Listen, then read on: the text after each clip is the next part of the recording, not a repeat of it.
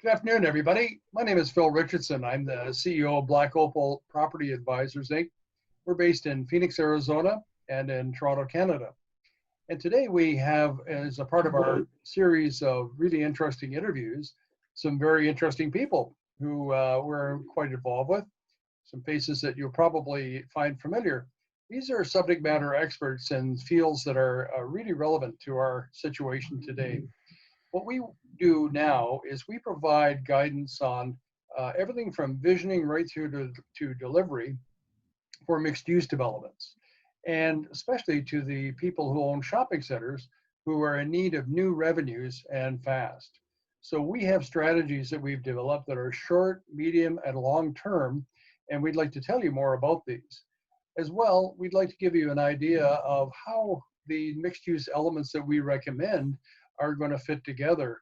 So today, for example, Kelly Lawton is with us again.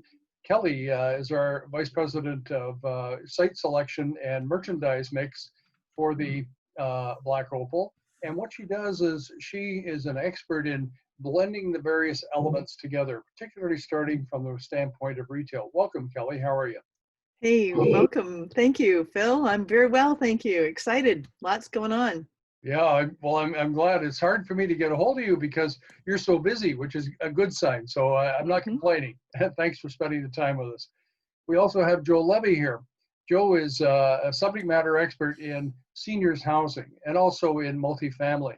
Joe's had a few decades of experience doing this. And in fact, he's a very successful realtor, particularly for the seniors housing area. And he is the #1 realtor out of 30,000 in his company in 2019. And so welcome, Joe. I'm glad to have you here. Thank you. Thank you, Phil. Quite an introduction. Appreciate that. Absolutely. Well, you deserve it. You follow the script perfectly. The one you wrote. That's right. And we have Danielle Papillon. And Danielle is a subject matter expert in relationship management and building. And what she does is she is a very professional coach for large and medium-sized corporations. She both coaches and trains their personnel and helps them to appreciate the nuances of relationships and how important they are to our everyday success. Again, Danielle, thank you, and we look forward to your perspectives on mixed-use development. Well, thank you, Phil. I'm happy to be here. Well, thank you very much. We're really glad to hear from you, and thank you for making the time to be with us. So I'd like to begin with Joe, actually. And Joe, what we have today is a very unique situation. On the one hand, we have developers who have a lot of retail shopping centers. They're confronted with terrible challenges.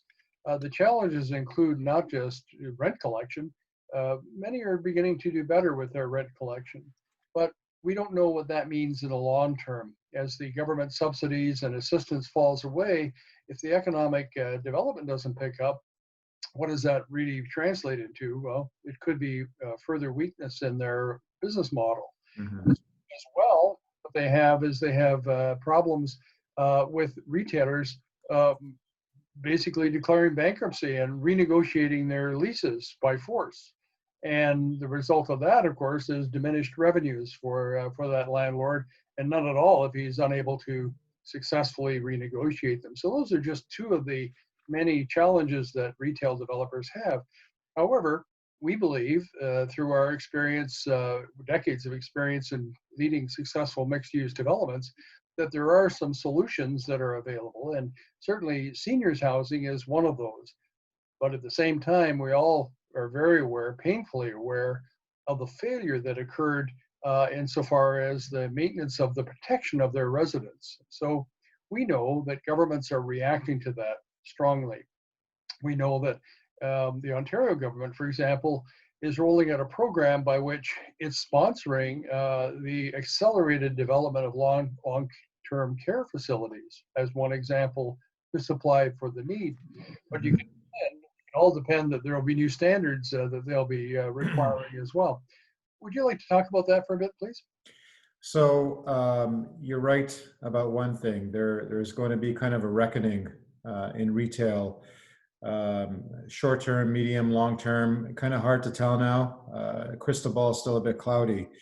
But the writing was on the wall a few years back, probably about 5 years ago, where some mall owners were very aware that there could be a bit of a culling of some of the retailers just through organic transition of specific retail uses. You know, some of the big box type of operators have become antiquated just through, I guess, regular retail attrition, right? It just things that happen. Consumers have a different need and want, and are shifting either more to online purchasing, which is leaving a lot of vacant holes organically, even before COVID, in some of these power centers across the province, across the country. I would probably say, you know, across North America. So there were some mall owners and operators who were looking to do a bit of a pivot to fill in some of those voids. I mean, as a shopping center owner or developer, the last thing you want is big for lease signs, you know, on your property. It's going to give consumers the wrong impression, right? They're going to look at the mall as either going bankrupt, you know, losing tenants. And when consumers see tenant loss, they seem to shift their habits to other centers, you know, where it looks a bit more robust, if you will, right? And there's a lot of tenants, and you know, some retailers are kind of leading the charge, but you know, there's only so much dollarama you can put in all these centers, right? I mean, it seems to be the retailer of choice these days, right? But and that's primarily more out of price point and necessity items and what have you. But I've noticed over the last few years that some retailers have just you know, kind of lost favor. And they were the ones taking big, you know, 15, 20, $25,000, 25,000 square feet positions in certain retail centers. And as I said, some of the mall owners have started to pivot a little bit earlier on. So they did look at transitioning or maybe demalling some of the space within their centers to add in a residential component. And that residential component could be anything from purpose-built rentals to senior housing and a little bit of mix in between, if you will.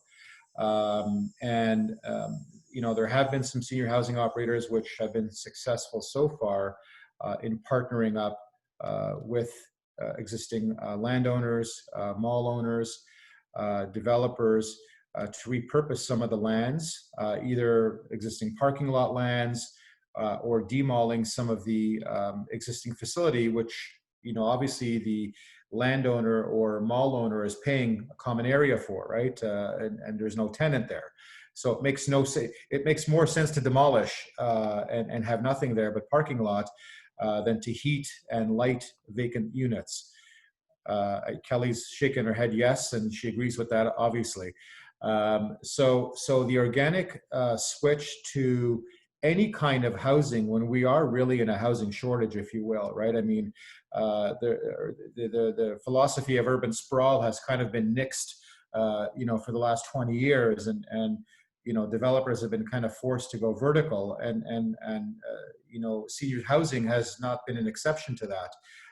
As of recently, I'm approached by several of the large operators who are looking for lands, who are looking for opportunities, and they're more than willing to break free of the traditional kind of 3, 4, 5-story conventional senior housing model.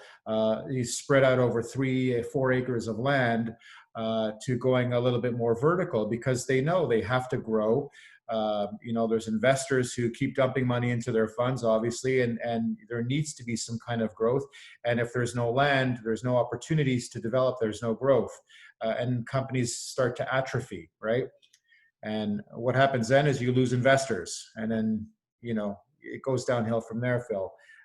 So they're looking for strategic partnerships from current landowners, mall owners, existing developers who have shopping mall sites, who are kind of feeling the pinch and the sting, and maybe are looking into the future post-COVID And I don't know how long that future looks. That future could be 10 years down the road for all we know. It could be a 3-year window.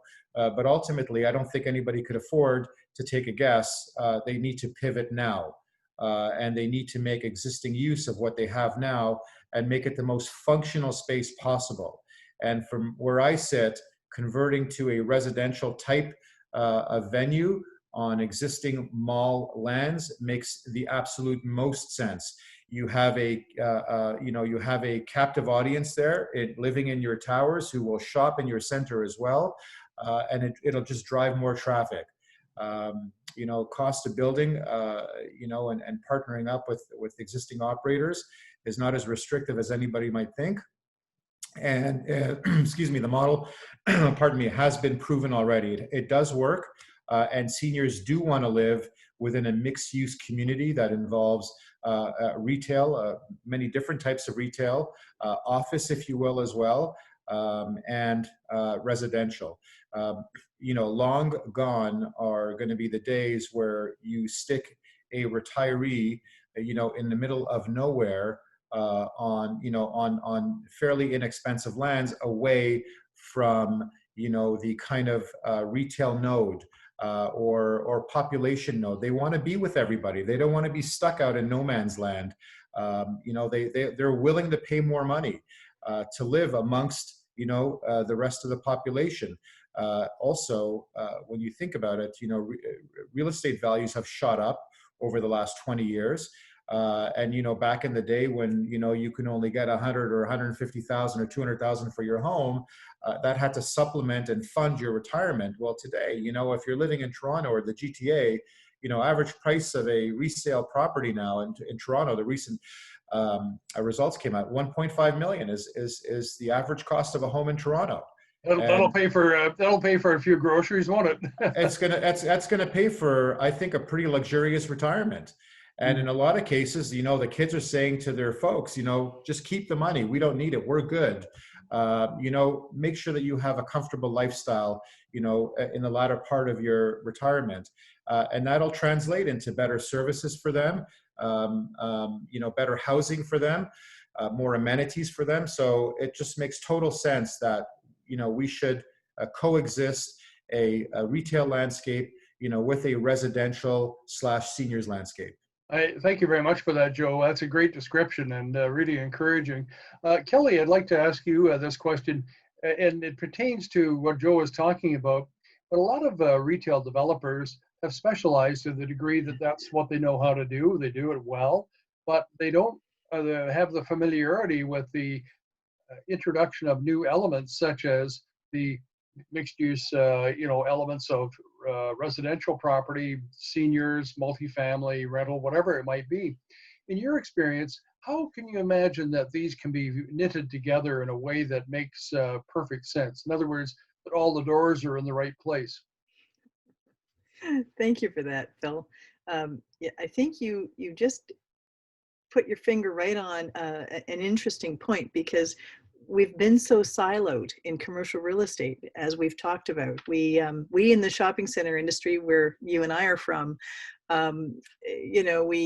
we think that we understand mixed use because we have had mixed use in the shopping centers. We've had shopping centers that are connected to hotels and subways and office towers and all these things. So, when we started talking about mixed use, I thought, what, weren't we already in mixed use? But the thing is, shopping habits have changed, and, population have changed in what we want and how we want to shop and what we want to do with our time and how we relate to each other. Everything is in flux and has significantly changed. So it's probably a better question for Joe, but how we knit these together. I guess what I'd like to say about that is that when you get the commercial part of your development right, then everything else will fall into line. So let's say, you've got a target market where the hotel that you want to attract is the Ritz-Carlton. So that's going to say something right there and then about that particular property. if Ritz-Carlton has put their stamp of approval on it, then, you know, that's sort of setting the stage for the quality of the finishes in the residential units, the quality of the retailers that are going to be invited, the quality of the restaurants, the quality of the other uses that maybe are not traditional shopping center uses. So understanding your target market and even going beyond demographics. That we've talked about the brilliance of the program created by David Allison of value graphics, where no longer does it just make sense to make an assumption that you know, somebody who's 60 or 70 it has the same needs as somebody who's 90. I'm sure we can all say that, you know what, I know somebody who's 60 who's in terrible shape, and I know somebody who's pushing 100, and you know, they're in great shape, they're fit, they're, you know, they're out there enjoying life. So we can't make assumptions about people based on age. So that's so relevant, isn't it? And it really underscores the need to do advanced research so that one doesn't go down the wrong path. And especially when the developer is looking to add products that are unfamiliar to them, such as the residential ones we've talked about, it's very important that research be conducted.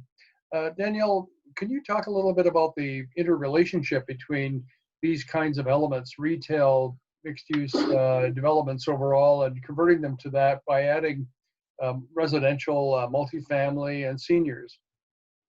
Well, firstly, I totally agree with what Joe was saying, and I totally agree with what Kelly was saying. And looking at it from a social aspect, it's no longer just about age. You put the 90-year-olds over here, you put the 70-year-olds over here. And I do think that, particularly with COVID, I think a lot of people have realized that we need to be social. No man is an island, right? And we do need to be social. We have to have people around us.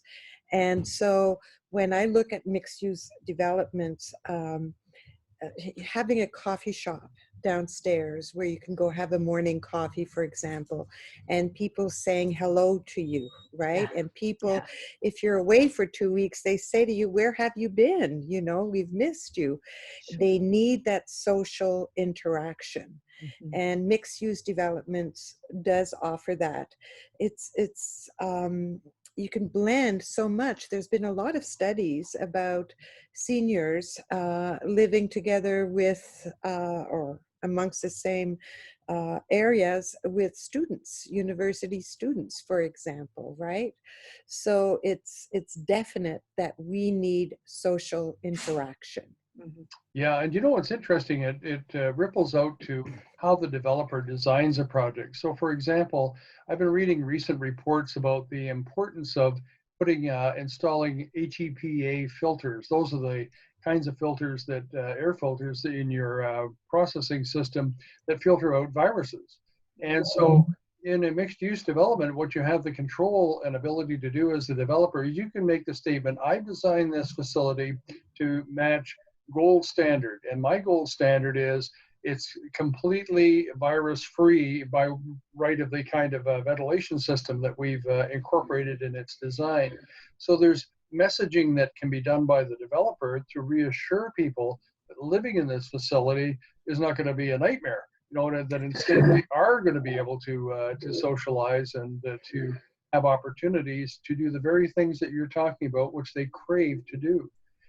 You know, I think as a sort of a finishing statement on this, I'd like to hear an item from each of you. But, you know, in a nutshell, we believe that as a group, that adding the right elements, and we determine those through research, to a development to make it into a mixed-use project is a resurrection for the retail facility.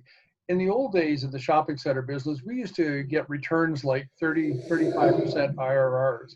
That's 25 years ago. Because of the appeal of retail over the last 25 years, those rates of return have dropped to 3 and 4%. Now we have the opportunity to resurrect these financially as well by introducing these kinds of elements, and there are others too that we'll talk about later, that have an IRR of 30-35%. And that's proven, it's not speculation. So all of a sudden, a retail developer says, wow, you mean I can blend my 3 or 4 or 5% return with something that returns 30-35%? And obviously it's a revitalization in more ways than just one that are very important. So as a closing statement, Danielle, do you have any thoughts to leave us with relationships? Yes, I do. It's not been that long that we live longer, right? There was for generations and generations and hundreds of years, we would be lucky if we lived to the age of 35. It was called survival, right? So if the average person lived till the age of 24, what did they do? They just fought for survival. Now we live longer. And as Kelly was mentioning, you could be 90 years old, 100 years old, and be in tip-top shape, right? So now it comes down not to just needs, but the quality of life. The quality of life has become important to us because we live longer. So we're not really in the survival mode anymore. We're in the mode of, I want to live a happy life. I want to live a good life. I want to live a healthy life. You know, that's a wonderful message to leave, and it's an inspiration for developers insofar as the kind of product mix that they want to produce. They want to convince people through all of the ways we've been talking about and many more that in fact they're going to experience those opportunities to live a happy life, and to also they can stay within their community for their entire life and receive all of the returns that they would like from their everyday living, regardless of their needs and age. So as they progress, there's a continuum of care that's a part of it. Kelly, can I ask you for a closing statement, please? Yeah, I guess what I'd like to say is, you know, for landlords that are scratching their heads thinking, okay, how do we do this? What do we do now? If you make a decision to move forward with, let's say, a seniors facility, a residential development, multi-family, whatever level, and you know, however you decide to do that for your target market. So then what do you do with redeveloping the shopping center that's associated with it, or that's part of that, or that it's connected to? What I would suggest is that you think about FES up, FES or FESS. So food. Food is something, and retail is something that has been used to redevelop, you know, really bad downtowns that were danger zones. And so food in a retail environment, grocery stores, restaurants, all sorts of variations on food. Entertainment. Yes, during COVID, we're really having to rethink entertainment big time, as we are with food, as we are with everything. But anyway, and services. Service with a smile. What kinds of retailers do we put into this redevelopment? Well, there's a whole plethora of things that we've discussed, and we've come up with a really extensive list of things that you would never have considered previously to put into a shopping center or a redevelopment of a shopping center. But services in particular, good quality service with a smile. We've got a medical client right now that's really moving forward very progressively with not only MDs, but the pharmacy is part of it, and so are all the other associated medical uses. You can see the chiropractor, you can see the dentist, you can see the the optometrist, you can see all of these medical services in one place.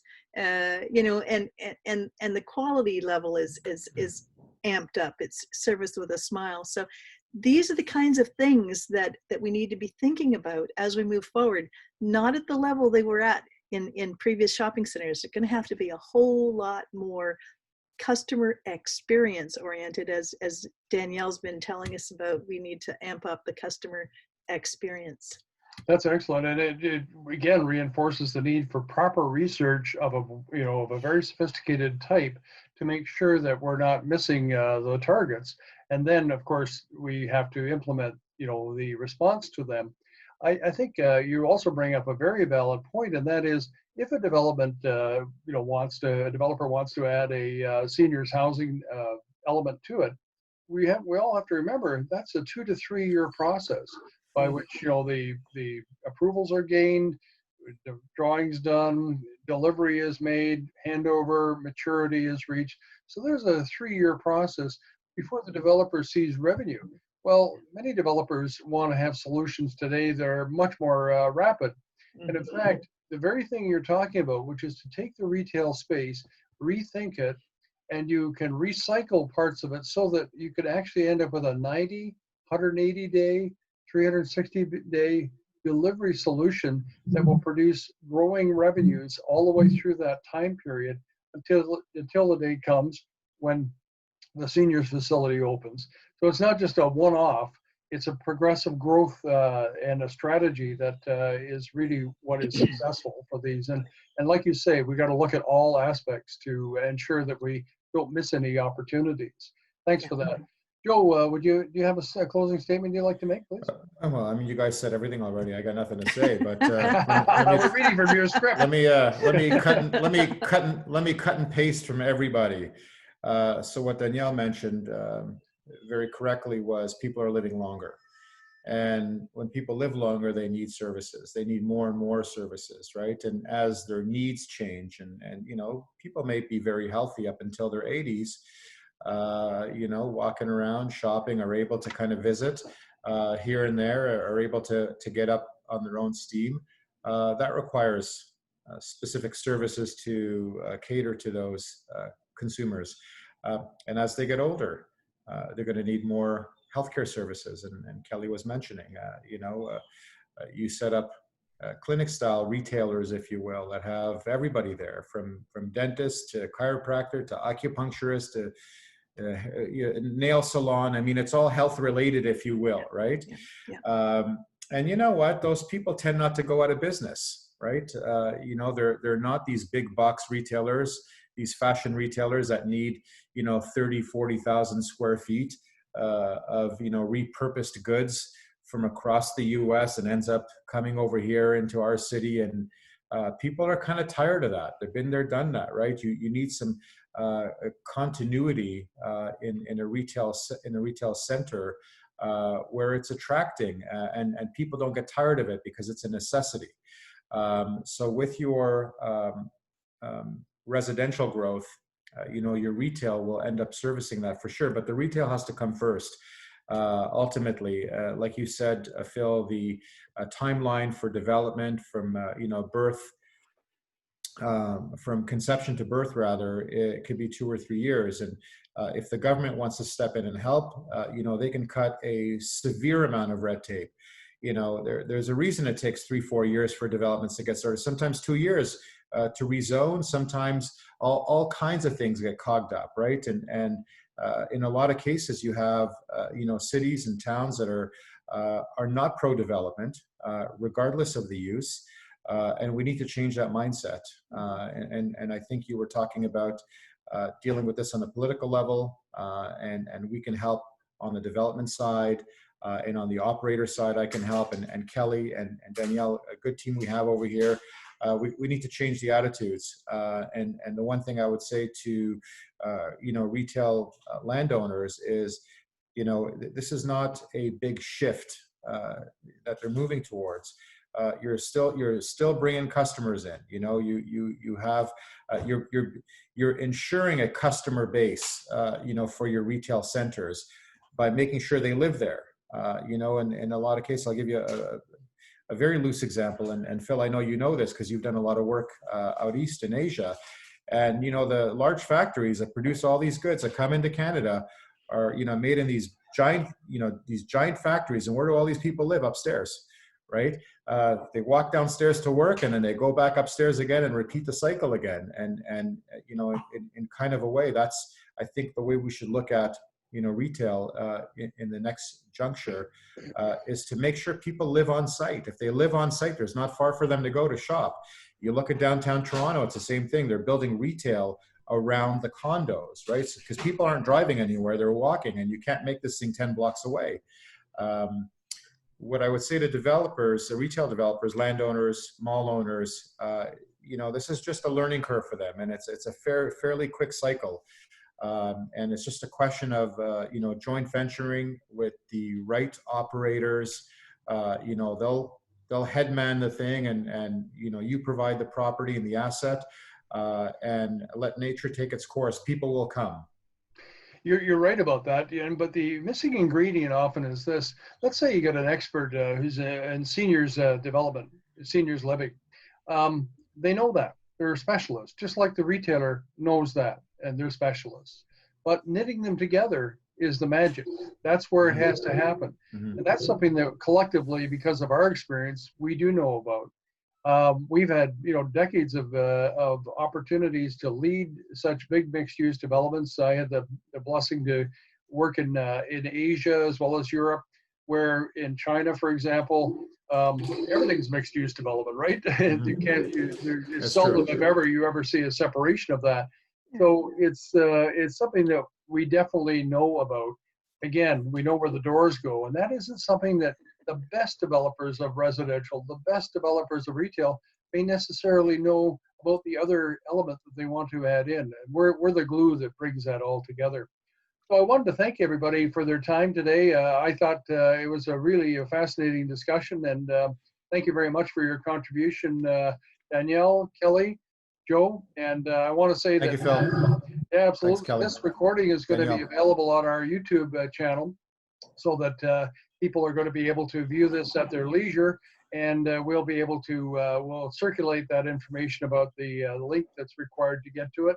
And we look forward to hearing from everybody afterwards with any questions they may have about us, about the various topics that we can hold forth on. So again, have a great day, and we'll talk very soon. Thank you very much. Thanks, Phil. Thank you.